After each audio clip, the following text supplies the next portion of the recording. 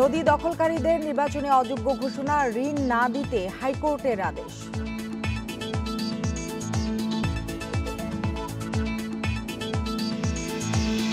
পাঁচ জেলায় সড়ক দুর্ঘটনায় নিহত 11। চট্টগ্রামে বাস মাইক্রোবাস সংঘর্ষে 4 জনের প্রাণহানি।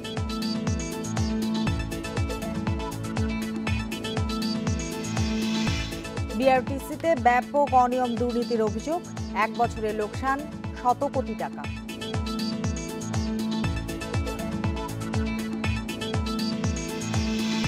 খাগড়াছড়িতে রাস্তা সংস্কার, ইট ভাটার জন্য কাটা হচ্ছে পাহাড়, বাড়ছে ধসের আশঙ্কা।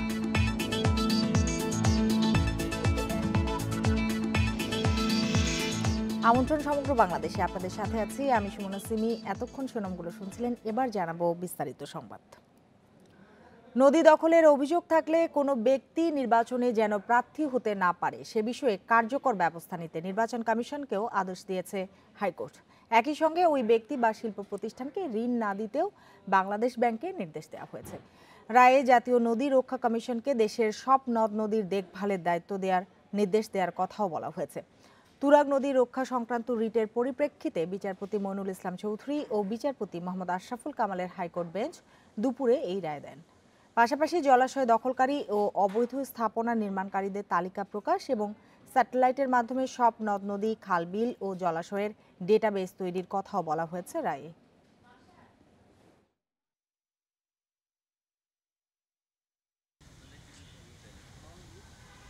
নদী দখলকারীদের তালিকায় যাদের নাম থাকবে তারা আগামীতে যে কোনো ইউনিয়ন পরিষদ, উপজেলা পরিষদ, জেলা পরিষদ বা জাতীয় সংসদ নির্বাচনে তারা অযোগ্য ঘোষিত হবেন প্রতিদ্বন্দ্বিতার জন্য। এ ব্যাপারেও ইলেকশন কমিশনকে পদক্ষেপ নিতে বলেছেন। আদালত আরও একটি জিনিস বলেছেন যে নদী দখল করলে তার শাস্তি কী হবে, জরিমানা কী হবে, এই বিষয়গুলো এখন পর্যন্ত আইনে অন্তর্ভুক্ত নাই। একটা আইন প্রণয়ন করে 6 মাসের মধ্যে আদালতে আপনার এফিডেভিট দাখিলের জন্য নির্দেশ দিয়েছেন। মৌলভীবাজারের মনু নদের নাব্যতা ফিরিয়ে আনতে খনন শেষ হওয়ার কথা চলতি মাসে, তবে এখনও কাজই শুরু করতে পারেনি বিআইডব্লিউটিএ। প্রকল্পটি বাস্তবায়ন না হওয়ার পেছনে সংস্থাটির কর্মকর্তাদের গাফিলতি দেখছে পানি উন্নয়ন বোর্ড। নাব্যতা ফিরিয়ে আনতে একটি প্রকল্পের আওতায় মনু নদ খননের উদ্যোগ নেয় বিআইডব্লিউটিএ। কাজের সময়সীমা এবছরের ফেব্রুয়ারি পর্যন্ত, কিন্তু এখনও কাজই শুরু করতে পারেনি বিআইডব্লিউটিএ। পানি উন্নয়ন বোর্ডের কর্মকর্তা জানান, সহযোগিতা চেয়ে 2018 সালের প্রথম দিকে চিঠি দিলেও এরপর আর কোনো যোগাযোগ করেনি বিআইডব্লিউটিএ। বর্তমানে প্রকল্পটি কী অবস্থায় আছে সে বিষয়েও জানেন না তিনি। তাদের কোনো প্রতিনিধি আজ পর্যন্ত আর আমার সাথে এখন পর্যন্ত যোগাযোগ করেনি। কাজেই তাদের কাজটা কিভাবে বাস্তবায়িত হচ্ছে বা কবে নাগাদ বাস্তবায়িত হবে এ বিষয়ে কোনো তথ্য বর্তমানে আমার কাছে নেই। প্রকল্প বাস্তবায়ন না হওয়ায় হতাশ স্থানীয়রা। পরিবেশ আন্দোলনের কর্মীরা বলছেন, মনু নদের নাব্যতা ফিরলে বন্যার ঝুঁকি অনেকটাই কমে আসতো। 2018 ফেব্রুয়ারিতে নদীর ড্রেজিংয়ের কাজ শুরু হওয়ার কথা ছিল, আর সেই কাজটা শেষ হওয়ার কথা ছিল 2019 ফেব্রুয়ারিতে, কিন্তু এখনো কাজটাই শুরু হয় নাই। গত জুন মাসে যে ভয়াবহ বন্যা হয়ে গেল তার ক্ষতিতে আমরা এখনো পর্যন্ত আশঙ্কাগ্রস্ত। যাদের গাফিলতিতে মনু নদ খনন প্রকল্প বাস্তবায়ন হয়নি তাদের বিরুদ্ধে ব্যবস্থা নেওয়ার দাবি জানিয়েছেন পৌর মেয়র। মৌলভীবাজার মনু নদীর 37টি বাঁধ ভেঙেছে, তাই এই নদী খনন করা জরুরি প্রয়োজন এবং যাদের গাফলাতির কারণে এই নদীটি খনন হচ্ছে না এবং সরকারি টাকাটা ফেরত যাবে, সেই গাফলাতি যারা করছেন তাদের শাস্তি দাবি করছি। প্রকল্প অনুযায়ী কুশিয়ারা নদীর মুখ হতে মনু ব্যারাজ পর্যন্ত খনন হওয়ার কথা। এর প্রকল্প বাস্তবায়ন হলে নাব্যতা ফিরে পাবে নদের 33 কিলোমিটার এলাকা। Independent news desk. উপজেলা নির্বাচনে চাপে নত না হয়ে কর্মকর্তাদের দায়িত্ব পালনের আহ্বান জানিয়েছেন নির্বাচন কমিশনার মাহবুব তালুকদার। নির্বাচন প্রশিক্ষক ভবনে সকালে 5ম উপজেলা নির্বাচনী কর্মকর্তাদের প্রশিক্ষণ অনুষ্ঠানে তিনি এই আহ্বান জানান। মাহবুব তালুকদার বলেন, নির্বাচনের প্রতিটি বিষয়ে কর্মকর্তাদের স্বচ্ছ ধারণা থাকতে হবে, নইলে ভোটে এর বিরূপ প্রভাব পড়তে পারে। তিনি বলেন, নির্বাচন কমিশনের সম্মান ও মর্যাদা অক্ষুণ্ণ রাখতে কর্মকর্তাদের দায়িত্ব পালন করতে হবে।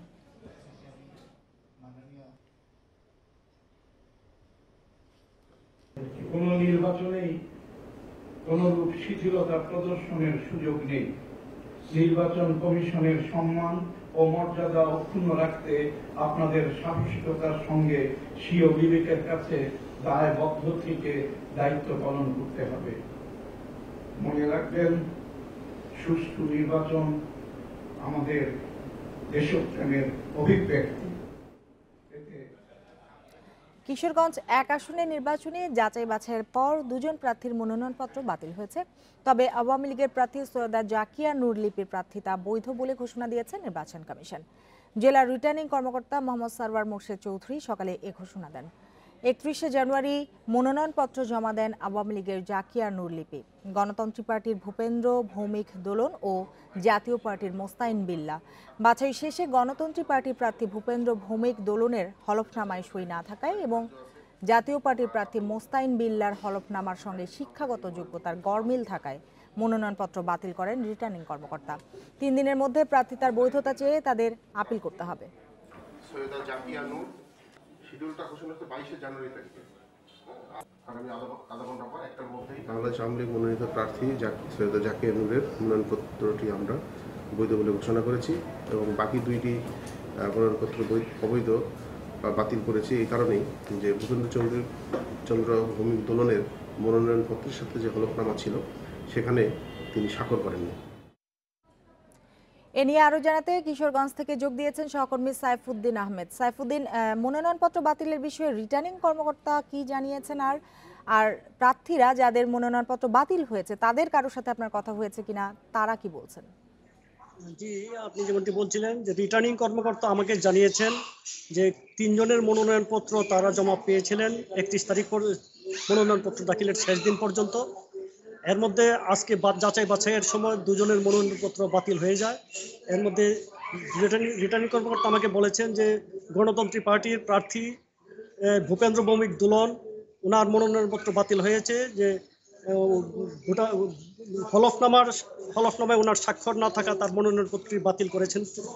আর জাতীয় পার্টির প্রার্থী মোস্তাইন বিল্লাহ তার শিক্ষাগত যোগ্যতা ভোটার তালিকায় স্নাতক পাস, অথচ তিনি তার হলফনামায় লিখেছেন যে উনি স্বশিক্ষিত, এই কারণে তার মনোনয়নপত্রটি বাতিল করেছেন।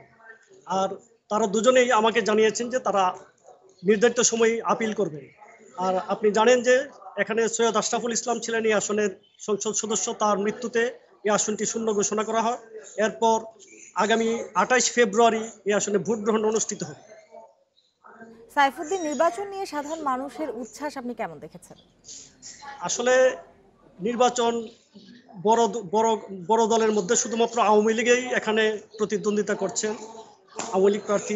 আর এই কারণে মানে বিশেষ করে বিএনপি বা এই ঐক্যজোট নির্বাচনে না আসায় তেমন কোনো ভোটারদের মধ্যে উৎসাহ উদ্দীপনা তেমন এখন পরিলক্ষিত হচ্ছে না। হয়তো যে 2 জনের প্রার্থিতা বাতিল হয়েছে তারা যদি আপিলে টিকে যান তখন হয়তো তখন ভোটারদের মধ্যে একটা স্বতঃস্ফূর্ততা বা এরকম উৎসাহ উদ্দীপনা পরিলক্ষিত হতে পারে। কিশোরগঞ্জ 1 আসনের নির্বাচন নিয়ে জানাচ্ছিলেন সহকর্মী সাইফুদ্দিন। 5 জেলায় সড়ক দুর্ঘটনায় নিহত হয়েছেন 11 জন, আহত হয়েছেন অন্তত 25 জন। এর মধ্যে চট্টগ্রামের পটিয়ায় বাস মাইক্রোবাস সংঘর্ষে নিহত হয়েছেন 4 জন, আহত হয়েছেন 15 জন। রোববার সকালে পটিয়া উপজেলার ভাইয়ারদিঘির পাড়ে সৌদিয়া পরিবহনের একটি বাস চট্টগ্রাম থেকে কক্সবাজার যাওয়ার পথে নিয়ন্ত্রণ হারায়। এ সময় বিপরীত দিক থেকে আসা মাইক্রোবাসের সঙ্গে বাসটির সংঘর্ষ হলে সড়ক থেকে উল্টে পাশের জমিতে গিয়ে পড়ে মাইক্রোবাসটি। ঘটনাস্থলেই নিহত হয় 3 জন। গুরুতর আহত অবস্থায় হাসপাতালে নেয়ার পর মারা যান মাইক্রোবাসের চালক সাকিব। এমনভাবে অ্যাক্সিডেন্ট হয়েছে, ওই মেইন রোড থেকে 7-8 হাত দূরে গিয়ে ওই যে বাইরের দিকে নিচের কতগুলো আছে জমি আছে, জমিতে গিয়ে পড়ে গেছে। আহতদের 11 জনকে চট্টগ্রাম মেডিকেল ও 4 জনকে স্থানীয় হাসপাতালে চিকিৎসা দেওয়া হচ্ছে। পটিয়া থেকে ওই সড়ক দুর্ঘটনায় মোট 11 জন আসছিল। 11 জনের মধ্যে হাইসের ড্রাইভার সাকিবকে ডাক্তারের মৃত ঘোষণা করছে। বাকি 10 জনকে ক্যাজুয়ালিটি ওয়ার্ড, 26 নম্বর ওয়ার্ড, 28 নম্বর ওয়ার্ড এবং চক্ষু ওয়ার্ডের মধ্যে ভর্তি আছে। এর মধ্যে 5-6 জন গুরুতর আছে। এদিকে ভোরে সীতাকুণ্ডের বড় কুমিরায় সৌদিয়া পরিবহনের আরেকটি বাসের ধাক্কায় ট্রাক চালক আনোয়ার হোসেন নিহত হয়েছেন। এ ঘটনায় আহত হয়েছেন 4 জন। বগুড়ার শেরপুরে ঢাকা দিনাজপুর মহাসড়কের ঘোগা ব্রিজ এলাকায় বিআরটিসি বাসের ধাক্কায় নিহত হয়েছেন 1 জন। আহত 6 জনকে শেরপুর উপজেলা স্বাস্থ্য কমপ্লেক্স ও বগুড়া শহীদ জিয়াউর রহমান মেডিকেলে ভর্তি করা হয়েছে। এছাড়া মাদারীপুরের মোস্তফাপুরে পিকআপের ধাক্কায় নিহত হয়েছেন মোটরসাইকেল চালক গুরুদেব সরকার। এছাড়া সকালে ঢাকা টাঙ্গাইল মহাসড়কের বাসাইলে বাস চাপায় পথচারী জাহানারা বেগম নিহত হয়েছেন। এদিকে গাজীপুরের কালিয়াকৈরের বড়বাড়ি এলাকায় ট্রাক চাপায় স্কুল ছাত্র মিরাজ নিহত হয়েছে। এর আগে গত রাত 11:30টায় গাজীপুরের কালীগঞ্জে ট্রাক ও কাভার্ড ভ্যানের সংঘর্ষে 2 জন নিহত হয়েছেন। শানিলা সরকার, ইন্ডিপেন্ডেন্ট নিউজ ডেস্ক। রাষ্ট্রীয় পরিবহন সংস্থা বিআরটিসি শুধু 1 বছরেই 100 কোটি টাকা লোকসান গুনেছে। গণপরিবহনে বিআরটিসির সেবা নিয়ে জনগণের ক্রমাগত অসন্তুষ্টি আর বাস রক্ষণাবেক্ষণ ও পরিচালনায় অনিয়ম দুর্নীতির কারণে এই লোকসান বলছেন সংস্থাটির কর্মচারীরাও। নতুন করে বাস কেনার আগে বিআরটিসির দক্ষতা আর জবাবদিহিতা বাড়ানোর তাগিদ বিশ্লেষকদের। বিআরটিসির হিসাব বলছে গেল 20 বছরে 1,500 গাড়ি কেনা হলেও লোকসান কমছে না এই সংস্থায়। শুধু 2016-17 অর্থ বছরেই এই সংস্থায় লোকসান হয়েছে 101 কোটি টাকারও বেশি। টানা লোকসানের কারণে মাসের পর মাস কর্মচারীদের বেতনও দিতে পারছে না বিআরটিসি। মাঝে মাঝে একটা দেয়, এই করতে করতে 7 মাস আর কি বকেয়া পড়ছে আমাদের বেতন। প্রতিদিন সকালে অফিসগামী মানুষের ভোগান্তিই বলে দেয় রাজধানীর গণপরিবহন সংকটের কথা। সংকটের কাঙ্ক্ষিত সমাধান হতে পারত বিআরটিসির বাস, কিন্তু এই সরকারি পরিবহন সংস্থার সেবা নিয়ে জনমনে আছে অসন্তোষ। 1 ঘন্টা পরে একটা গাড়ি দাঁড়া থেকে পাওয়া যায়, এটা মানে একে খুবই অপরতুল। আমরা জনগণ কোনো সেবাই পাচ্ছি না বিআরটিসিতে। যে বাসগুলো আপনার গ্যারেজে পড়ে আছে ওগুলা যদি সার্ভিসে আসতো তাইলে আপনার এই পরিবহনের সিন্ডিকেটটা থাকতো না। শুধু তাই নয়, বিআরটিসির বাস রক্ষণাবেক্ষণের ব্যবস্থাপনা নিয়ে ক্ষুব্ধ সংস্থাটির কর্মচারীরাও। ইঞ্জিন যদি ড্যামেজ আছে সেখানে ড্যামেজ ড্রাইভার তদন্ত সময়কে 2 লক্ষ 2.5 লক্ষ টাকা ড্রাইভারের কাছে জরিমানা হয়। ওই জিনিসটা ঠিক হয় না সঠিক মতো। এখানে মানে বিআরটিসির শুভঙ্করের ফাঁকি চলতেছে। নতুন বাস আনা হলেই সব সমস্যার সমাধান হবে বলছে বিআরটিসি। নতুন কেনা 600টি বাস ভারত থেকে পর্যায়ক্রমে আসতে শুরু করেছে। 13 থেকে এখন 19 সাল, এর মধ্যে 2006 বছরে কোনো নতুন কোনো গাড়ি আসেনি। 15 সাল থেকে আমার বহরে কোনো নতুন গাড়ি আসেনি। আমার বেতন জাস্ট ডাবল। তাহলে এখন নিজেরা বিবেচনা করেন যে আমার যে এই যে ঘাটতি যেটা আছে সেটা কেন আছে। গণপরিবহন বিশ্লেষকরা বলছেন, অভ্যন্তরীণ দুর্বলতা তদন্ত আর দোষীদের শাস্তির ব্যবস্থা না করলে ঋণের টাকা এভাবে শুধু অপচয়ই হবে। মেইনটেনেন্সটাকে অবজ্ঞা করব, ডাম্প হবে, নতুন আমি চাহিদাপত্র পাঠাবো, মানুষ ঝুলে ঝুলে যাচ্ছে, নতুন বাস তৈরি করতে হবে। এই কালচার থেকে কিন্তু বের হয়ে আসতে হবে রাষ্ট্রকে। এত বড় বিনিয়োগ করেও আমি যদি যাত্রীকে মানসম্মত টেকসই সেবা না দিতে পারি তাহলে কিন্তু এটা কিন্তু একটা ভাবনার বিষয়। রাষ্ট্রের অর্থ আর লোকসানে না ঢেলে বিআরটিসিকে ঢেলে সাজানোর তাগিদ বিশ্লেষকদের। Farzana Akter, independent news, Dhaka.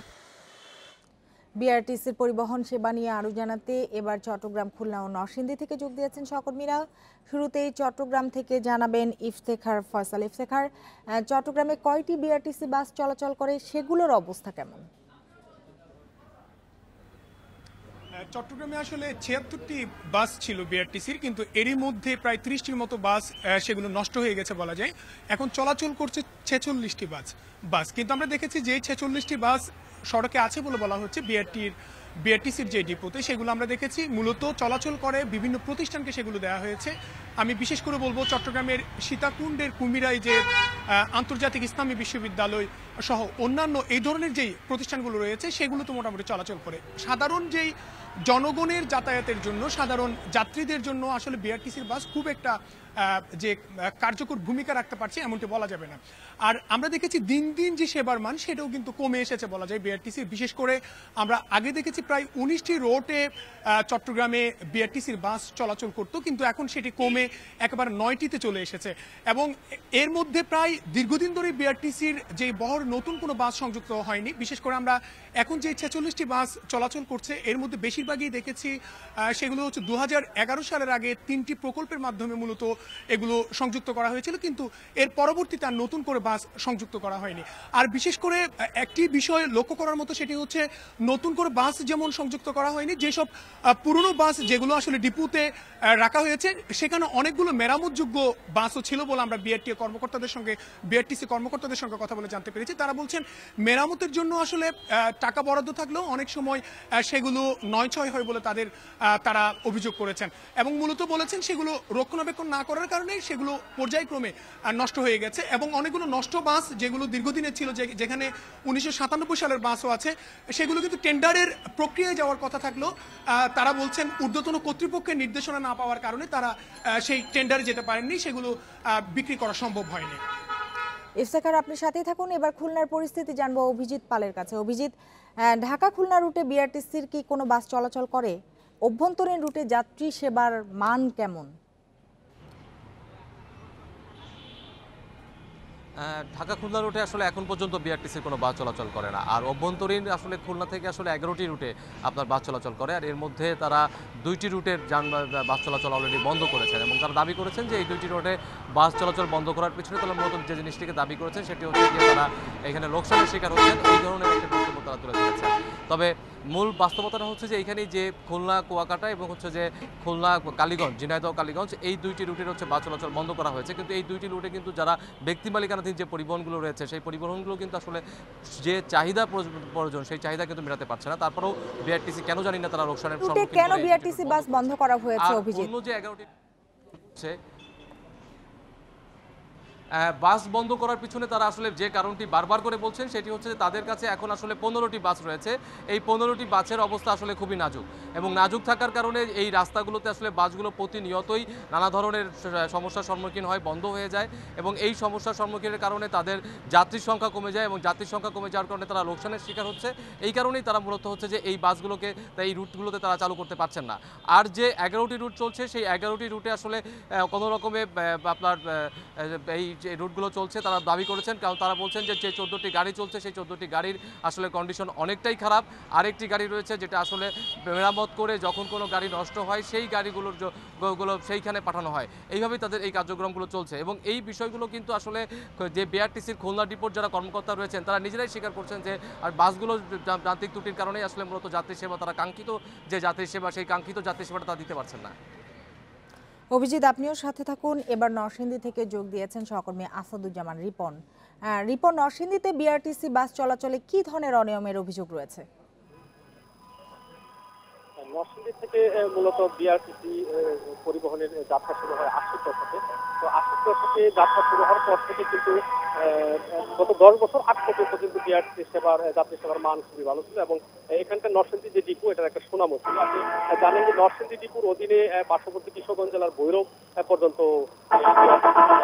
চলাচল করতো এবং আমরা যেমনটি দেখেছি যে বিআরটিসি বাস দিয়ে নরসিংদীতে যারা ঢাকায় অবস্থান করেন সরকারি চাকরিজীবী এবং শিক্ষার্থী যারা নিয়মিত যাতায়াত করতেন তাদের একমাত্র ভরসাই ছিল আসলে এই বিআরটিসি বাস।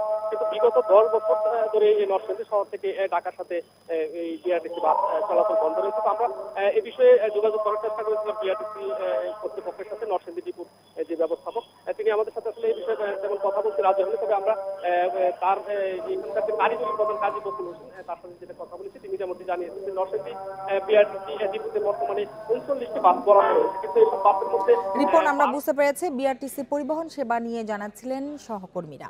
আবারও বিআরটিসির যাত্রী সেবার মানের খবর। এবার সিলেট ও বগুড়ার পরিস্থিতি জানাতে যোগ দিয়েছেন সহকর্মীরা। শুরুতেই সিলেট থেকে জানাবেন মঞ্জুর আহমেদ। মঞ্জুর, সিলেটের বিআরটিসি ডিপোতে যে গাড়িগুলো আছে সেগুলোর কি অবস্থা, সেবার মান কেমন?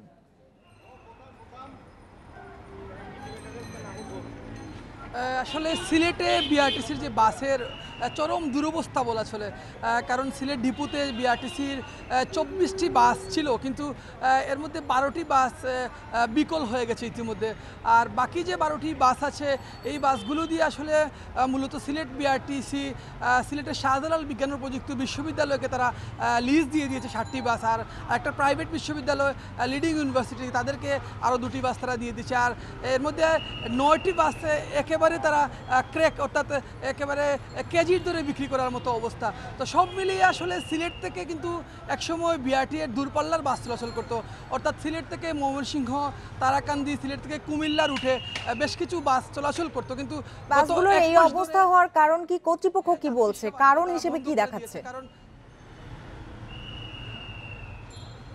আমরা বিআরটিসির যে সিলেটের ডিপু আলমপুর এলাকায় সেটা অবস্থিত, আমরা সেখানে গিয়েছিলাম, গতকালও আমরা সেখানে গিয়েছিলাম একটি প্রতিবেদন করার কাজে। কিন্তু আমরা গিয়ে যেটা দেখেছি যে তারা কিন্তু বিআরটিসির এখানকার যারা কর্মকর্তারা রয়েছেন তারা আমাদের সাথে কথা বলতে রাজি হননি। তারা বলেছেন যে ঢাকা এ বিষয়ে যোগাযোগ করার জন্য। আমরা যেটা দেখেছি যে বাসগুলো অযত্ন অবহেলা দীর্ঘদিন ধরে এই ডিপুতে পড়ে আছে এবং রক্ষণাবেক্ষণের অভাবে এটা আমরা পরিলক্ষিত হয়েছে আমাদের চোখে। দেখেছি যে দীর্ঘদিন ধরে এই বাসগুলো পড়ে থাকার কারণে, রক্ষণাবেক্ষণ না করার কারণে বাসগুলো একেবারে অকেজো হয়ে গেছে। বাসের সিট, গ্লাস সবগুলো প্রায় নষ্ট হয়ে গেছে। এবং যে বাসগুলো আসলে শাহজালাল বিজ্ঞান ও প্রযুক্তি বিশ্ববিদ্যালয়ে চলাচল করছে এবং শিক্ষার্থী পরিবহনে যে কাজগুলো, এই বাসগুলো কিন্তু খুব যে ভালো মানে সেটা বলা যাচ্ছে না। এগুলোর অনেকের সিট ভাঙা, জানালা ভাঙা, এ নিয়ে শিক্ষার্থীদেরও অভিযোগ রয়েছে। তাদের বাস সংকটের কারণে তারা বিআরটিসি থেকে এই বাসগুলো লিজ নিয়ে এসেছে। তো এখানকার যারা কর্মকর্তারা বলছেন যে বিআরটিসি তাদের কেন্দ্রীয় যে কার্যালয় রয়েছে সেখান থেকে তারা কিছু বাস কিছুদিনের মধ্যে বরাদ্দ পাবেন, নতুন বাস। এই বাসগুলো যখন চালু হবে তখন তারা যে রুটগুলোতে আগে বিআরটিসির বাস চলাচল করতো সেগুলিতে তারা বাস চলাচল শুরু করবেন। আর এখানকার যারা কর্মকর্তা রয়েছে আমরা যেটা দেখেছি যে এই ডিপুর অবস্থা একেবারে শোচনীয় অবস্থা, কারণ তাদের যে মিডিয়ার সাথে তারা কথা বলতে রাজি হচ্ছেন না। সাথে থাকুন। এবার বগুড়ার পরিস্থিতি জানাবেন হাসিবুর রহমান। হাসিবুর, বগুড়ায় বিআরটিসির বাস চলাচলে মালিক সমিতির কোনো প্রভাব কাজ করে কিনা, আর যাত্রী সেবার মান নিয়ে কি ধরনের অভিযোগ পাওয়া গেছে? বগুড়া ডিপো থেকে মোট ৬৭টি বাস চলবার কথা, কিন্তু ২১টি বাস এখন অচল অবস্থায় রয়েছে, যে কারণে বলা হচ্ছে যে তারা চেষ্টা করেও আসলে যাত্রী সেবার মান ধরে রাখতে পারছে না। আর যে গাড়িগুলো চলছে সেগুলোতে যে খুব মানসম্মত একটি সেবা রয়েছে তেমনটা আমার মনে হয়নি। কারণ আমরা কিছুদিন আগেও দেখতে পেয়েছি যে বগুড়া থেকে রাজশাহী রুটে বা চাঁপাইনবাবগঞ্জ পর্যন্ত যেসব এসি গাড়ি চলতো সেগুলোতে নেওয়া হতো এসি ভাড়া ঠিকই, কিন্তু কিছুদিন যাওয়ার পরেই এসি বিকল এই কথা বলে তারা এসি বন্ধ করে দিত এবং এ ধরনের অনেক ঘটনায় আমি নিজেও সাক্ষী রয়েছি। একই সাথে আমরা জানতে পেরেছি যে বগুড়ার মোট 5টি বিআরটিসি ডিপো রয়েছে এইদিকে, তবে সেসব ডিপোতে কত সংখ্যক গাড়ি রয়েছে, কতগুলো চলছে, এসব তথ্য আমাদেরকে দিতে রাজি হয়নি বিআরটিসি কর্তৃপক্ষ। তারা বলছেন যে চেয়ারম্যান অফিস থেকে একটি নির্দেশনা রয়েছে, যে নির্দেশনার কারণে তারা কোনো তথ্যই আর দিতে পারবে না এবং এই ধরনের তথ্য জানার জন্য তারা সরাসরি সেখানকার ম্যানেজার অপারেশনের সাথে কথা বলতে বলা হয়েছে। আর এর বাইরেও আমরা বেশ কিছু তথ্য পেয়েছি, বিশেষ করে বিআরটিসি কর্তৃপক্ষ, স্থানীয় কর্তৃপক্ষ যেসব বাস বিভিন্ন জায়গায় দিয়ে রেখেছেন সেগুলোর মান যেমন খারাপ, সেগুলোর চলাচলের ক্ষেত্রেও অনেকগুলো অচল হয়ে পড়েছে, অনেকটা জোড়াতালি দিয়ে চালানো হচ্ছে। আর যাত্রী সেবার বিষয়টি কিন্তু একেবারেই বলা যায় যে একটি জিরো পর্যায়ে রয়েছে। একটি গাড়িতে উঠলে যে ধরনের সেবা পাওয়ার কথা রাষ্ট্র নিয়ন্ত্রিত এই ধরনের সংস্থার কাছে, তার কোনোটাই আমরা দেখতে পাই না।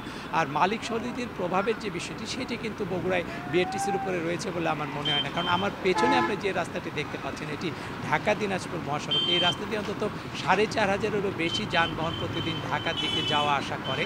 আর এসব গাড়িতে যাত্রী ওঠার জন্য লাইন ধরে থাকে, সেখানে বিআরটিসির গাড়ি কিন্তু এই রুটে নাই বললেই চলে। সুতরাং প্রভাবের বিষয়টি বিআরটিসি কর্তৃপক্ষ যদি বলেও থাকে সেটি আসলে খুব বেশি জুৎসই একটি যৌক্তিক বা দাবি হবে এটি আমার মনে হয় না।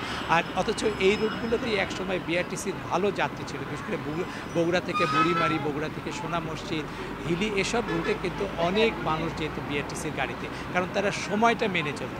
কিন্তু এই অবস্থায় এখন আর নেই, সে কারণে যাত্রী সেবার মানের যে জায়গাটি সেটি বিআরটিসি অনেক আগে হারিয়েছে। তারপরে তাদের নিজেদের ভিতরে কিছু দুর্নীতি রয়েছে, স্বজনপ্রীতি রয়েছে, বাসগুলো দেবার ক্ষেত্রে, ইজারা দেওয়ার ক্ষেত্রেও কিছুটা স্বজনপ্রীতি হয়েছে। সরকারের যে আয় এই বাসগুলো থেকে সেগুলো কিন্তু ঠিকভাবে আসছে না। এই অভিযোগগুলো দীর্ঘদিনের, এই অভিযোগ নিয়ে নানা ধরনের তদন্ত হয়েছে। সব মিলিয়ে বলা যায় যে বিআরটিসি দেশের অন্যান্য এলাকার মতো উত্তরবঙ্গের মুখ থুবড়ে পড়েছে, কারণ তাদের যাত্রী সেবার মান যেমন খারাপ, নষ্ট গাড়িগুলো মেরামতের ব্যাপারে তাদের কোনো উদ্যোগ নেই।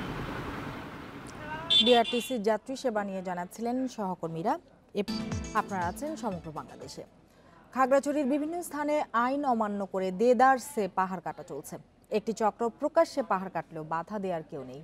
আইন লঙ্ঘন করে দিনে দুপুরে পাহাড় কেটে বাড়ি নির্মাণ, রাস্তা সংস্কার ও ইট ভাটার জন্য মাটি নেওয়া হচ্ছে। প্রতিরোধে কোনো ব্যবস্থা নেওয়া না হলে আসন্ন বর্ষা মৌসুমে পাহাড় ধসের আশঙ্কা করছেন পরিবেশ কর্মী ও স্থানীয়রা। অপরিকল্পিতভাবে পাহাড় কাটার কারণে গত বছর 3 পার্বত্য জেলায় পাহাড় ধসে প্রাণহানি ও ব্যাপক ক্ষয়ক্ষতি হয়।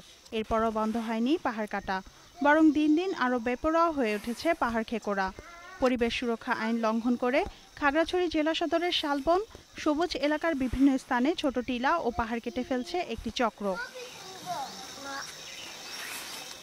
স্থানীয়দের অভিযোগ, প্রভাবশালী হওয়ার কারণে কোনো বাধাই মানছে না চক্রটি। এভাবে চলতে থাকলে আগামী বর্ষায় বড় ধরনের বিপর্যয়ের শঙ্কার কথা জানান তারা। এখন যেভাবে কাটছে এই পাহাড়টা, এভাবে কিন্তু বর্ষা পড়লে কিন্তু মানে আপনার 4-5 ফুট মানে ভেঙে যাবে। ভেঙে গেলে তো উপর বাড়িগুলো থাকবে না। দিক নিচ্ছে না, এই যে আমাদের পিছনে একজনের মেয়ে কাটছে, পুরা বাড়িঘর নিয়েই পড়তেছে। পরিবেশবিদরা বলছেন, প্রশাসনিকভাবে পাহাড় কাটা নিয়ন্ত্রণ করতে না পারলে ভবিষ্যতে ভয়াবহ পরিবেশ ঝুঁকির আশঙ্কা রয়েছে। আমাদের এই জেলাকে বাঁচাতে হলে পাহাড় বাঁচাতে হবে, আর সেজন্যই প্রশাসনের এখনই জরুরি ভিত্তিতে উদ্যোগ নেওয়া দরকার এবং পাহাড়গুলো কাটা, যে অবৈধভাবে পাহাড় কাটা চলছে সেটা বন্ধ করা উচিত। এদিকে পাহাড় কাটা বন্ধে প্রশাসনের জিরো টলারেন্স নীতির কথা জানালেন জেলা প্রশাসক। এই পাহাড় কাটার আসলে কোনো অনুমতি, সরকারিভাবে কোনো অনুমতি বা কোনো ধরনের কোনো বিষয় কিন্তু জেলা প্রশাসন থেকে আমরা কখনো দিয়ে থাকি না। অবৈধভাবে পাহাড় কাটছে, আমরা তাৎক্ষণিকভাবে আমাদের নির্বাহী ম্যাজিস্ট্রেট বা আমাদের যারা উপজেলা নির্বাহী কর্মকর্তাগণ আছেন তাদেরকে আমরা তাৎক্ষণিক পাঠিয়েছি। শুধু আশ্বাস নয়, দ্রুত পাহাড় কাটা বন্ধে আইনগত উদ্যোগ নেওয়ার দাবি পার্বত্যবাসীর। Independent news desk. এ নিয়ে আরও জানাতে খাগড়াছড়ি ও রাঙ্গামাটি থেকে যোগ দিয়েছেন সহকর্মীরা। শুরুতেই খাগড়াছড়ির পরিস্থিতি জানাবেন সমীর মল্লিক। সমীর, আমরা জানি যে খাগড়াছড়িতে রাস্তা সংস্কার ও ইট ভাটার জন্য পাহাড় কাটা হচ্ছে, এ বিষয়টি প্রশাসন দেখেও না দেখার ভান করছে এমন অভিযোগ রয়েছে, এর কারণ কি?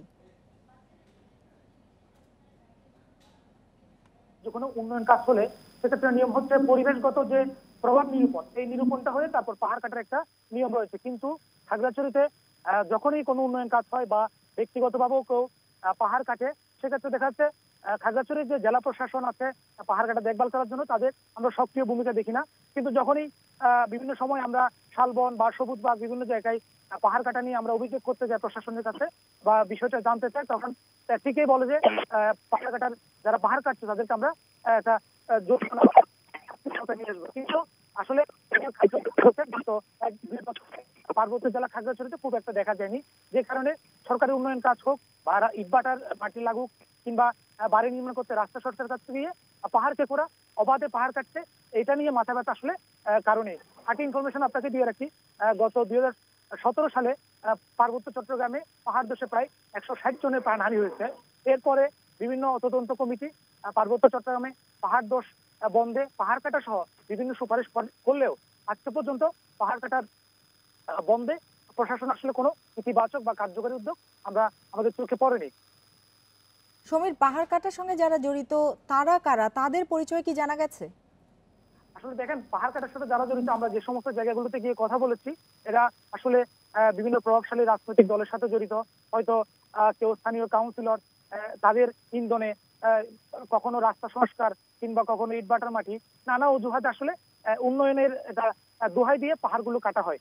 এবং এই সমস্ত পাহাড় কাটার সাথে ম্যাক্সিমামই আসলে রাজনৈতিকভাবে যারা ক্ষমতাশালী তারাই আসলে জড়িত। সমীর, আপনি সাথেই থাকুন। এবার রাঙ্গামাটি থেকে যোগ দিয়েছেন সহকর্মী উড়ালমণি চাকমা। উড়ালমণি, পাহাড় ধসের বড় একটি কারণ আমরা জানি যে অবাধে পাহাড় কাটা, বিষয়টি সবার জানা, তারপরও কেন বন্ধ হচ্ছে না পাহাড় কাটা? জি, খাগড়াছড়িতে যে ধরনের যেভাবে পাহাড় কাটা হচ্ছে, রাঙ্গামাটিতেও যে আসলে পাহাড় কাটা যে হচ্ছে না কেন, আসলে রাঙ্গামাটিতেও পাহাড় কাটার যে উৎসব সেটা প্রতি বছরের ন্যায় এবং সারা বছরই চলতে থাকে, এখনো অব্যাহত রয়েছে। আর একটা বিষয় সেটা আমি জানিয়ে রাখি যে রাঙ্গামাটিতে যে সমস্ত এলাকায় পাহাড় কাটা হয়, এগুলো যারা কাটে তাদের মধ্যে অধিকাংশই প্রভাবশালী ব্যক্তিরাই মূলত পাহাড়গুলো কাটে। শুধু তাই নয়, এখানে প্রশাসনের বিভিন্ন উন্নয়নমূলক কাজেও কিন্তু পাহাড় কাটা হয়।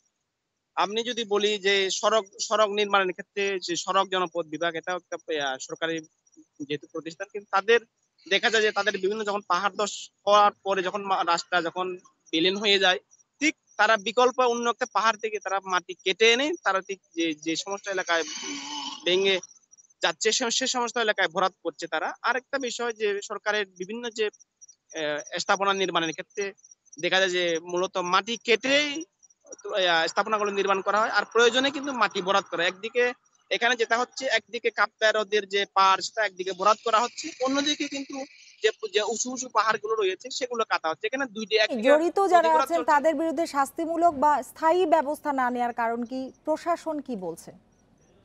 এই বিষয়ে আসলে প্রশাসনের সাথে আমরা আসলে এখানকার যে কর্তৃপক্ষ রয়েছে, জেলা পরিষদ, পৌরসভা, জেলা প্রশাসন, তাদের মধ্যে আসলে আমরা যেটা দেখি সেটা তাদের মধ্যে কোনো সমন্বয় নেই।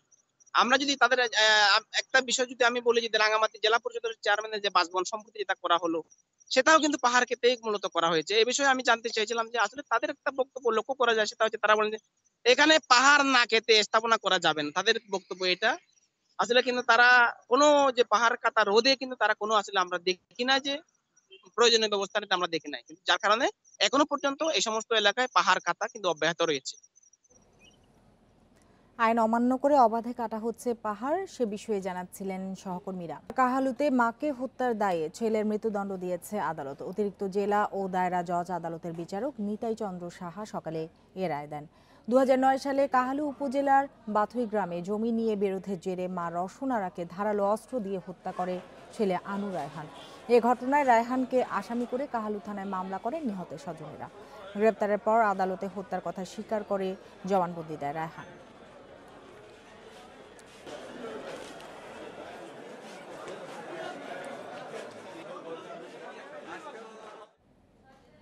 বাগেরহাটের চিতলমারীতে নিখোঁজের 2 দিন পর চিত্রা নদী থেকে গৃহবধূ আইরিনা বেগমের মরদেহ উদ্ধার করেছে ফায়ার সার্ভিস।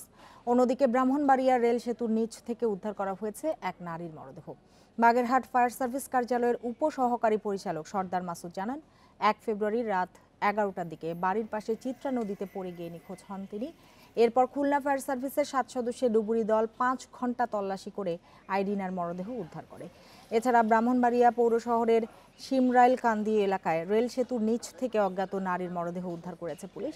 সদর মডেল থানা পুলিশের ভারপ্রাপ্ত কর্মকর্তা মোহাম্মদ সেলিম উদ্দিন জানান, নিহতের শরীরে আঘাতের চিহ্ন রয়েছে। ময়নাতদন্তের জন্য মরদেহ জেলা সদর হাসপাতালের মর্গে পাঠানো হয়েছে।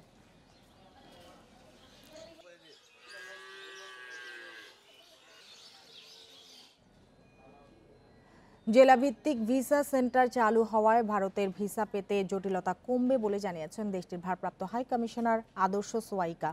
নোয়াখালীর চৌমুহনীর মোর্শেদ আলম কমপ্লেক্সে চালু হওয়া ভারতীয় ভিসা সেন্টার পরিদর্শনে গিয়ে তিনি একথা বলেন। ভিসা সেন্টার পরিদর্শনের সময় তার সঙ্গে ছিলেন সহকারী হাই কমিশনার অনিন্দ ব্যানার্জি, ফার্স্ট সেক্রেটারি নবনীতা চক্রবর্তী সহ স্থানীয় বিশিষ্টজনেরা।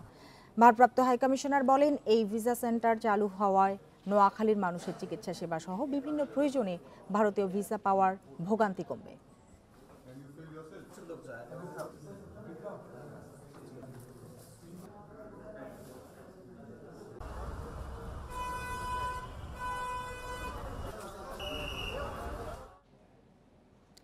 সাংবাদিক আব্দুল হাকিম শিমুল হত্যা মামলার আসামিদের দৃষ্টান্তমূলক শাস্তির দাবি জানিয়েছেন পরিবারের সদস্য ও সহকর্মীরা।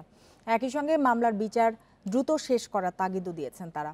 শিমুল হত্যার 2য় বার্ষিকীতে আয়োজিত শোক সভায় এ দাবি জানানো হয়। এর আগে সকালে শাহজাদপুর উপজেলা চত্বর থেকে শোক মিছিলে যোগ দেন শিমুলের পরিবারের সদস্য সহ সাংবাদিক, সাংস্কৃতিক কর্মী ও রাজনৈতিক নেতারা।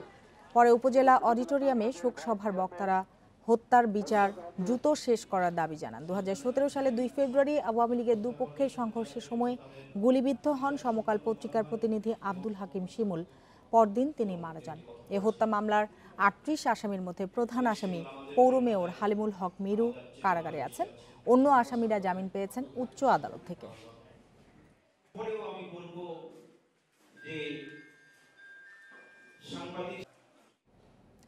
এসএসসি ও সমমানের পরীক্ষার প্রথম দিনে কয়েকটি কেন্দ্রে ভুল প্রশ্নে পরীক্ষা নেওয়ার বিষয়ে সংশ্লিষ্ট কর্মকর্তাদের কাছে প্রতিবেদন চাওয়া হয়েছে, জানিয়েছেন শিক্ষামন্ত্রী ডাক্তার দীপু মনি। সকালে রাজধানীর আলিয়া মাদ্রাসা কেন্দ্র পরিদর্শন শেষে তিনি বলেন, প্রতিবেদন পেলেই দোষীদের বিরুদ্ধে ব্যবস্থা নেওয়া হবে। শনিবার সারা দেশে শুরু হয় মাধ্যমিক ও সমমানের পরীক্ষা। প্রশ্ন ফাঁস ঠেকানো এবং সুষ্ঠুভাবে পরীক্ষা নেওয়ার জন্য বিভিন্ন নিরাপত্তামূলক পদক্ষেপের পরও একাধিক কেন্দ্রে পরীক্ষার্থীদের দেওয়া হয় ভুল প্রশ্ন। পরীক্ষা শেষে পরীক্ষার্থী ও অভিভাবকরা গণমাধ্যমে এ নিয়ে তাদের উদ্বেগ জানান। রোববার সকালে আলিয়া মাদ্রাসা কেন্দ্র পরিদর্শনে গেলে শিক্ষামন্ত্রীকে এ বিষয়ে প্রশ্ন করেন সাংবাদিকরা। জবাবে তিনি বলেন, ভুল প্রশ্নে পরীক্ষা নেওয়ার বিষয়টি খতিয়ে দেখা হচ্ছে। বিতরণের ক্ষেত্রে যে ভুলটি হয়েছে সেই ভুলগুলোর ক্ষেত্রে ওইগুলো আমরা সব প্রতিবেদন চেয়েছি। যেখানে তাৎক্ষণিক ব্যবস্থা নেওয়ার সুযোগ আছে সেখানে তাৎক্ষণিক ব্যবস্থা নেওয়া হয়েছে, আর যেখানে আমরা প্রতিবেদন চেয়েছি সেই প্রতিবেদন চাওয়ার পরে আমরা সেখানে ব্যবস্থা নেব। পরীক্ষা শুরুর কিছুক্ষণ পর সামাজিক যোগাযোগ মাধ্যমে প্রশ্ন পাওয়া গেছে এমন অভিযোগের বিষয়ে মন্ত্রী বলেন, প্রশ্ন ফাঁস ঠেকাতে কঠোর নজরদারি চলছে। নিয়ম আছে যে পরীক্ষা শুরু হবার 1 ঘন্টা পরে চাইলে কিন্তু পরীক্ষার্থী বেরিয়ে যেতে পারে। তো হতে পারে সম্ভবত কোনো পরীক্ষার্থী সেরকম 1 ঘন্টা পরে যখন বেরিয়ে গেছে তার সেই প্রশ্নটা থেকেই হয়তো এসছে, কিন্তু সেটিও দেখা হচ্ছে পর থেকে 1 ঘন্টা পরে যদি কেউ বেরিয়ে যায় তাহলে তার প্রশ্নটি কেন্দ্রে রেখে দিয়েই যেতে হবে। এবারের মাধ্যমিক ও সমমানের পরীক্ষায় অংশ নিচ্ছে 21,35,000-এর বেশি ছাত্রছাত্রী। লিখিত পরীক্ষা শেষ হবে 25 ফেব্রুয়ারি। বন ইবনে কামাল, ইন্ডিপেন্ডেন্ট নিউজ, ঢাকা। মাদারীপুরের ভুল প্রশ্নপত্রে এসএসসি পরীক্ষা নেয় দায়িত্বে অবহেলার অভিযোগে 6 জনকে পরীক্ষা সংক্রান্ত সব কাজ থেকে অব্যাহতি দেওয়া হয়েছে। তাদের বিরুদ্ধে বিভাগীয় ব্যবস্থা নেওয়া হবে। জেলা প্রশাসক ওয়াহিদুল ইসলাম জানিয়েছেন, কালকিনির Khaserhat Syed Abul Hossain school and college কেন্দ্রে এসএসসির বাংলা প্রথম পত্র 2018 সালের সিলেবাসের প্রশ্নে পরীক্ষা গ্রহণ করা হয়। এজন্য কেন্দ্র সংশ্লিষ্টদের অবহেলাকেই দায়ী করছে শিক্ষার্থী ও অভিভাবকরা। এই অভিযোগে 2 জন সহকারী কেন্দ্র সচিব, 2 জন সুপার ও 2 জন কক্ষ পরিদর্শককে দায়িত্ব থেকে অব্যাহতি দেওয়া হয়েছে।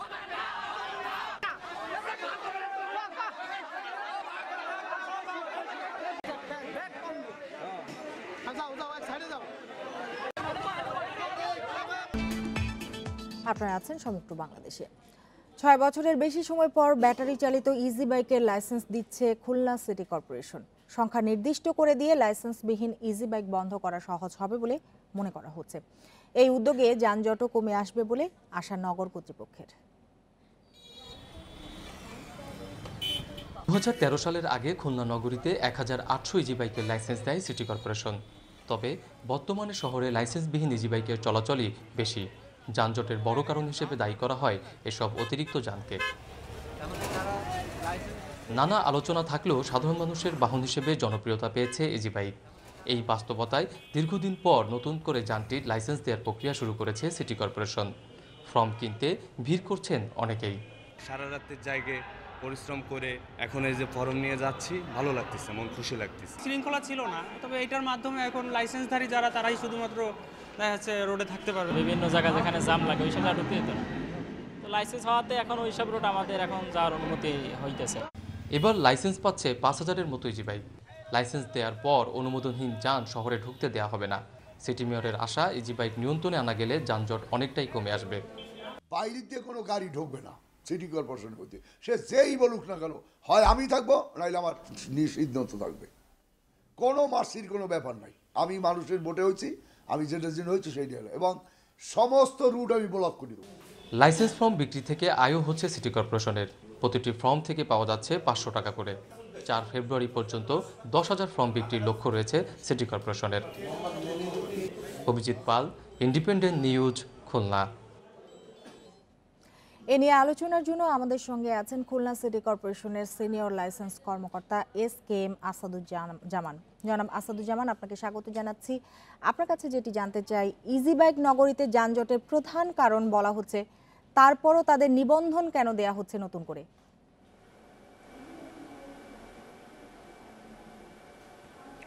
ইজি বাইক এমনিতেই তো চলছে।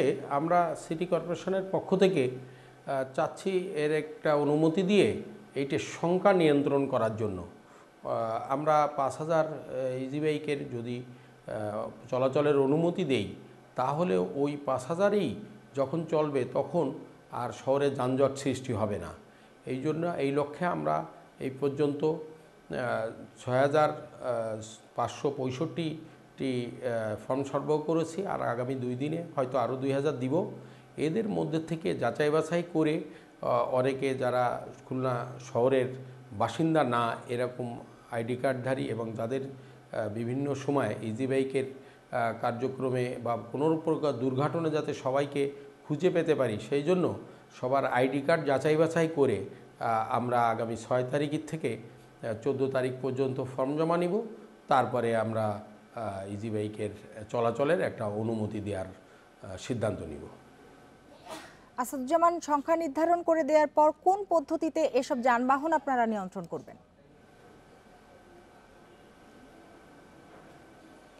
আমরা যে কাগজপত্র বা তাদের ছবি আইডি কার্ড যাচাই বাছাই করে শহরের যারা বাসিন্দা এবং যাদেরকে আমরা বিভিন্ন সময়ে তাৎক্ষণিক খুঁজে পেতে পারবো, আইডি কার্ড পরীক্ষা নিরীক্ষা করে আমরা তাদেরকে ইজি বাইক এবং চালাইতে পারে এবং যারা দুর্ঘটন চালানোর সক্ষম এই সমস্ত 18 বয়সের ঊর্ধ্বে ব্যক্তিদেরকেই আমরা ইজি বাইক চলাচলের অনুমতি দিব। এই যানবাহনগুলো তদারকির জন্য আপনাদের পর্যাপ্ত জনবল রয়েছে কিনা, আর বিশৃঙ্খলা ঠেকাতে কি ধরনের ব্যবস্থা নেওয়া হয়েছে? ইতিমধ্যে খুলনা মেট্রোপলিটন পুলিশের সহযোগিতায় আমাদের 8টি পয়েন্টে বাইরের যে ইজি বাইকগুলো আসে শহরে ঢুকে এগুলো আমরা নিয়ন্ত্রণ করেছি, যা নিয়ে শহরবাসী খুব সন্তোষ প্রকাশ করছে। আগামীতে আমরা তাদের চলাচলের অনুমতিপত্র দিলে কেএমপি এবং আমাদের সিটি কর্পোরেশনের কর্মচারীদের সহযোগিতায় যারা অনুমতিবিহীন তারা চালাইতে না পারবে না এবং তাতেই ইজি ব্যাংকের সংখ্যা নির্দিষ্ট হয়ে যাবে। আমরা দেখেছি যে এসব যানবাহনের বেশিরভাগ চালক কিন্তু বয়সে তরুণ, তাদের এতদিন নিবন্ধনের আওতায় আনা হয়নি কেন?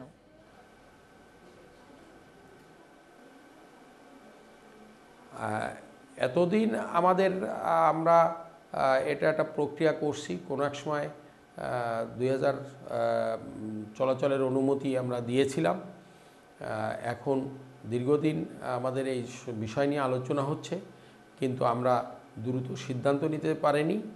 বর্তমানে নির্বাচিত মেয়র মহোদয় পুনরায় নির্বাচিত হওয়ার পরে তিনি এটাকেই প্রথম পর্যায়ে একটা শহরের বড় সমস্যা হিসাবে চিহ্নিত করেছেন এবং উনি পূর্বের যে সিদ্ধান্ত ছিল সেই সিদ্ধান্তকে বাস্তবায়নের জন্য উনি এই কার্যক্রম গ্রহণ করছে।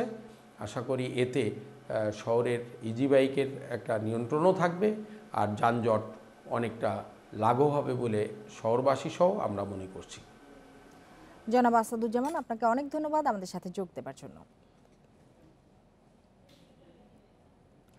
গ্রামের সাধারণ মানুষ থেকে শুরু করে ইউনিয়ন পরিষদের চেয়ারম্যান, ফাঁড়ি পুলিশ ও থানা পুলিশকে নানা কাজে সহায়তা করে থাকে গ্রাম পুলিশ, কিন্তু এখন পর্যন্ত দেশে কোনো নির্দিষ্ট বেতন কাঠামো নেই এই গ্রাম পুলিশের।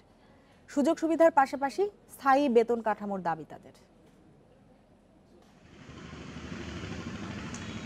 ইউনিয়নগুলোতে টহল দেওয়ার পাশাপাশি অপরাধ দমনে পুলিশকে সহায়তা করে গ্রাম পুলিশ। এছাড়া চেয়ারম্যান ও ইউনিয়ন পরিষদকে তাদের দায়িত্ব পালনেও সাহায্য করে থাকেন তারা। সারা দেশে 4500 ইউনিয়ন পরিষদের প্রত্যেকটিতে 10 জন করে গ্রাম পুলিশ দায়িত্ব পালন করছেন। সরকারি নানা কাজে নিয়োজিত এসব গ্রাম পুলিশের দৈনিক বেতন 100 টাকা থেকে 150 টাকা পর্যন্ত। নেই ঝুঁকি ভাতা, নেই ভবিষ্যৎ তহবিল কিংবা পেনশন। দেশের বা আমাদের ইউনিয়নের অনেক গুরুত্বপূর্ণ ঝুঁকিপূর্ণ কাজ করায়নি। সরকারের কাছে যে একটা আমরা ঝুঁকিপূর্ণ একটা ভাতা পাবো সেটি আমরা আজ পর্যন্ত পাইনি। সরকার যদি আমাদের 4র্থ শ্রেণীর একটা স্কেল যুক্ত করতো তাহলে হয়তো ভালো হতো। আমাকে চাকরি শেষ জীবনে খালি হাতে ফিরে যেতে হবে। গ্রাম পুলিশের স্থায়ী বেতন কাঠামো থাকা প্রয়োজন বলে মনে করছেন মাগুরার পুলিশ সুপার। ভবিষ্যতে হয়তো তাদের সুযোগ সুবিধা আরো বাড়বে, কারণ বাংলাদেশের বিভিন্ন ক্ষেত্রে সক্ষমতা বৃদ্ধি পাচ্ছে, বাজেটের পরিধি বৃদ্ধি পাচ্ছে, সেই হিসেবে তাদের আরো সুযোগ সুবিধা পাওয়া উচিত বলে আমি মনে করি। জাতীয় বেতন স্কেল 2009 অনুযায়ী 4র্থ শ্রেণীর কর্মচারীদের বেতন 6000-এর কিছু বেশি হওয়ার কথা থাকলেও গ্রাম পুলিশ সদস্যরা পাচ্ছেন মাত্র 4000 টাকা। Independent news desk. উত্তরের জেলা নীলফামারী, দিনাজপুর ও রংপুরের 5,40,000 হেক্টর জমিতে সেচ দিতে 1990 সালে তিস্তা নদীর ওপর নির্মিত হয় তিস্তা ব্যারেজ, কিন্তু সেচের পানির সংকট এখনো কাটেনি। এরই মধ্যে বেদখল হয়ে গেছে প্রায় 100 কিলোমিটারের টারশিয়ারি খাল। 1979 সালে উত্তরাঞ্চলের খরাপীড়িত এলাকায় খরা মোকাবেলায় তিস্তা ব্যারেজ সেচ প্রকল্প হাতে নেওয়া হয়। সে লক্ষ্যে 1995 সালে খনন করা হয় প্রায় 700 কিলোমিটার টারশিয়ারি খাল, কিন্তু খননের পর থেকে দীর্ঘদিন পানি না আসায় প্রায় 100 কিলোমিটার টারশিয়ারি খাল জরাজীর্ণ হয়ে পড়ে। এরপর থেকে কৃষকরা গভীর অগভীর নলকূপের মাধ্যমে সেচ কাজ অব্যাহত রেখেছে। খাল ভরাট করে অনেক স্থানে গড়ে উঠেছে অবৈধ বসতবাড়ি ও স্থাপনা। ক্যালের যতদিন হয়েছে ততদিন হাটে একবারও পারি আইছে রাই আমরা পানি পাচ্ছি না, আমাদের আবাদ হচ্ছে না। যাদের উপর যে ক্যানেল আছে তারা নিজ মনে করে দখল করে খাচ্ছে। অনেক জায়গায় গাছ লাগাইছে, কলার গাছ, মেহগনি গাছ, সেগুন গাছ। বেদখল হওয়া খালের নালাগুলো পুনরুদ্ধার এবং জরাজীর্ণ সেচ নালাগুলো সংস্কারের উদ্যোগ নেওয়া হয়েছে বলে জানান এই প্রকল্প কর্মকর্তা। সে যত বড়ই প্রভাবশালী হোক না কেন, আমরা সেই সমস্ত জমি উদ্ধার করে আমাদের সেচ কার্যক্রমে যতটুকু আছে, যতটুকু নালা হওয়া কথা হয়নি সেগুলো, এবং যেগুলো বিলীন হয়ে মানুষ বাড়িঘর বসতি স্থাপন করছে সেগুলো আমরা নতুনভাবে করব। এই সেচ প্রকল্পে তিস্তা নদীতে উজান থেকে আসা পানি মূল উৎস। এই নদীতে ৪৪টি গেটে কপার দিয়ে আটকানো হয়েছে পানি প্রবাহ। পাশে ৮টি গেট দিয়ে খনন করা তিস্তা খালে পানি প্রবাহ অব্যাহত রয়েছে। প্রকল্পের প্রথম পর্যায়ের কাজ শেষ হয়েছে ১৯৯৮ সালে, এখন চলছে দ্বিতীয় পর্যায়ের কাজ। Independent news desk. সমগ্র বাংলাদেশ শেষ করার আগে শিরোনামগুলো জানিয়ে দিচ্ছি আরও একবার। নদী দখলকারীদের নির্বাচনে অযোগ্য ঘোষণা, ঋণ না দিতে হাইকোর্টের নির্দেশ।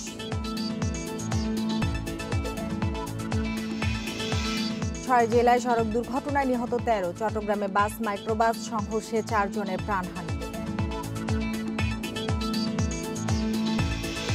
বিআরটিসিতে ব্যাপক অনিয়ম দুর্নীতির অভিযোগ, ১ বছরে লোকসান শত কোটি টাকা। খাগড়াছড়িতে রাস্তা সংস্কার, ইট ভাটার জন্য কাটা হচ্ছে পাহাড়, বাড়ছে ধসের আশঙ্কা। এতক্ষণ সাথে থাকার জন্য ধন্যবাদ সবাইকে।